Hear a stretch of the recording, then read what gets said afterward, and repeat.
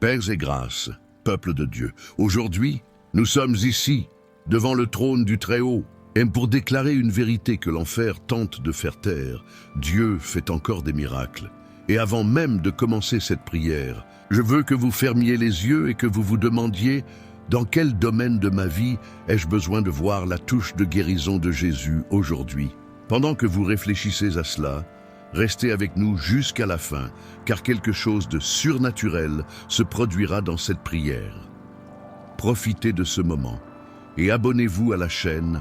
Laissez votre « Amen » dans les commentaires, car lorsque la foi se manifeste dans l'unité, les cieux bougent en notre faveur, Père aimant. Nous venons en ta présence en ce saint matin. Nous entendons tant de voix, tant de diagnostics, tant de rapports humains, mais nous voulons entendre juste ta voix, la voix qui dit à la femme courbée, « Tu es libérée de ton infirmité ». Aujourd'hui, Seigneur, nous voulons aussi entendre cette parole résonner en nous. Nous invoquons ton nom.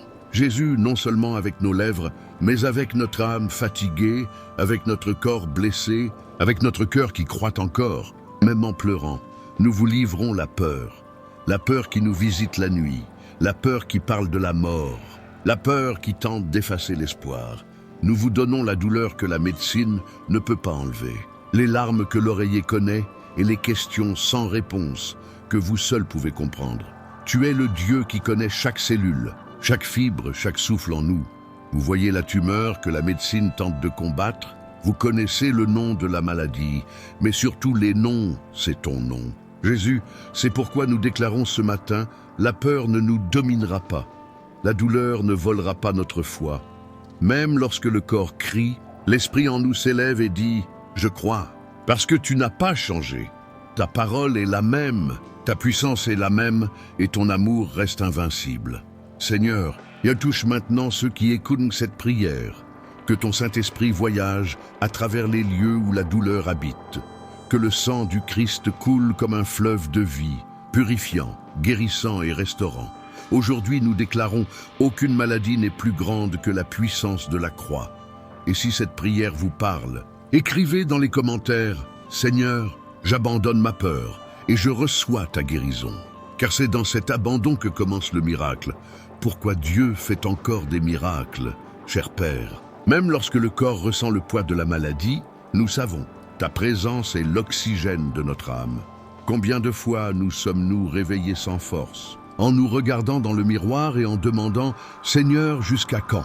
Mais même dans cette lassitude, il y a quelque chose en nous qui ne meurt pas. C'est l'esprit soutenu par ta main. Nous reconnaissons, Seigneur, que la chair s'affaiblit, mais ton esprit en nous s'élève comme un guerrier, pendant que le corps demande du repos. La foi demande une nouvelle chance. Alors que le diagnostic humain tente de clore l'histoire, ta parole déclare qu'il y a encore des chapitres de vie à écrire.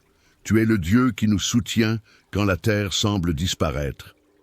Le Dieu qui visite le chevet, l'hôpital, la chambre silencieuse et dit « Fils, je suis toujours là. » Et c'est pourquoi, même avec des larmes, nous continuons à prier. Même dans la douleur, nous continuons à croire. Pourquoi la foi n'a pas besoin de force physique? Elle a besoin d'une espérance vivante. Seigneur, apprends-nous à voir la vie au-delà de la douleur. Lorsque la maladie tente de définir qui nous sommes, elle nous rappelle que nous sommes plus qu'un corps malade. Nous sommes des âmes éternelles, revêtues de ta promesse, scellées par ton esprit, appelées par ton nom. Et aucun cancer, aucune maladie, aucun médecin ne peut nous enlever cela.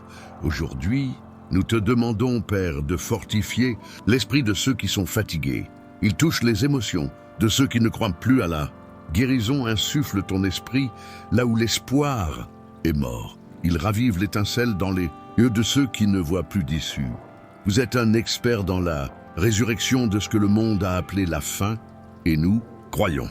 L'esprit en nous respire encore ton souffle. Quand la douleur arrive comme une vague, que ton amour arrive comme une mer profonde.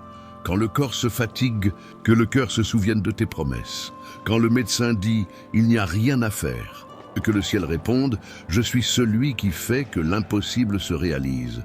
Aujourd'hui, Seigneur, nous ne te demandons pas seulement une guérison physique, nous te demandons un renouvellement de la foi. Nous demandons du courage pour continuer à croire. même sans comprendre pourquoi. Et nous déclarons ensemble, le corps peut être faible, mais l'esprit reste vivant. Pourquoi? Tant qu'il y a un soupir de foi, le miracle peut encore se produire. Seigneur, ce matin nous déclarons qu'aucun diagnostic n'est définitif avant votre testament. Quand les médecins disent « il n'y a plus rien à faire », c'est exactement à ce moment-là qu'il faut commencer à agir, parce que votre contact n'est pas symbolique, il est réel.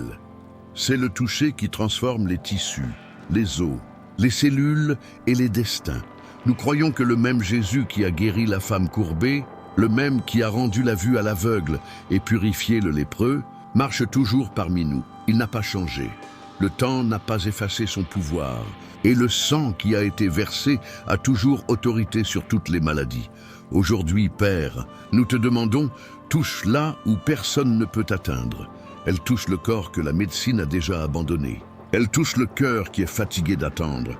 Elle touche la foi qui s'est endormie après tant de mauvaises nouvelles. Un seul contact de ta part. Seigneur, change tout.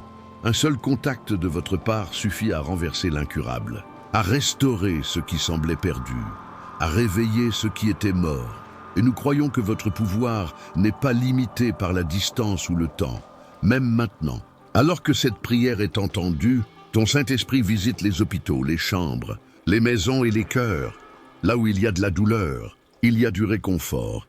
Là où il y a du désespoir, il y a de la lumière. Là où il y a la maladie, venez avec le feu guérisseur. Tu es le même Dieu qui a fait en sorte que la femme atteinte d'hémorragie cesse de souffrir après 12 ans. Elle a juste touché ton ourlet et le pouvoir t'a quitté. Aujourd'hui, Seigneur, nous aussi, nous tendons nos mains spirituelles et te touchons par la foi. Nous croyons que de ton trône coule encore la vertu. Que votre présence puisse encore détruire les tumeurs, dissoudre l'inflammation, régénérer les cellules et restaurer la vie. Père, nous ne demandons pas seulement une amélioration, nous demandons guérison complète, guérison du corps, de l'âme et de l'esprit. Guérir les blessures du diagnostic, le traumatisme des maux, la peur de recommencer. Vous connaissez le nom de chaque maladie, mais nous connaissons le nom qui les domine toutes, Jésus. Et en ce nom, nous déclarons maintenant, chaque cancer, chaque maladie maligne, chaque cellule désordonnée s'aligne sur l'ordre divin. Nous déclarons que la vie revient, que le sang est purifié, que le corps est restauré. Seigneur, ton contact suffit. Et même si nous ne voyons pas encore le miracle complet, nous le recevons par la foi. Pourquoi ce qui est impossible aux hommes est le terrain favori de vos miracles. Cher Père, combien de fois pensons-nous que le temps est passé et que le miracle ne se reproduira plus jamais? Combien de fois le découragement nous rend-il visite comme un voleur silencieux, volant notre joie, éteignant l'étincelle dans nos yeux et nous disant qu'il est trop tard? Mais aujourd'hui, Seigneur, nous nous souvenons, tu es le Dieu qui ressuscite les rêves. Tu es le Dieu qui appelle à l'existence ce qui n'existe pas. Le Dieu qui parle au cœur fatigué, ce n'est pas fini. Nous te remercions que même lorsque l'espoir humain meurt, ta promesse continue à vivre. Vous avez le pouvoir de modifier les rapports, de réécrire les diagnostics et de ressusciter ceux qui ont été déclarés morts. Vous avez le pouvoir de transformer « il n'y a pas de remède ». Il y a eu un miracle. C'est pourquoi, Seigneur, ce matin nous te demandons, redonne le souffle de vie à ceux qui ont perdu l'espérance. Il y a des gens, Père, qui ne sont pas seulement malades dans leur corps, ils sont malades dans leur âme. Ils sont fatigués de se battre, de se réveiller pour un énième traitement, d'affronter la même douleur. Mais à ce moment-là, nous déclarons que ta présence renouvelle les forces invisibles. Même lorsque la chair ne peut le supporter, l'esprit en nous reçoit une nouvelle vigueur.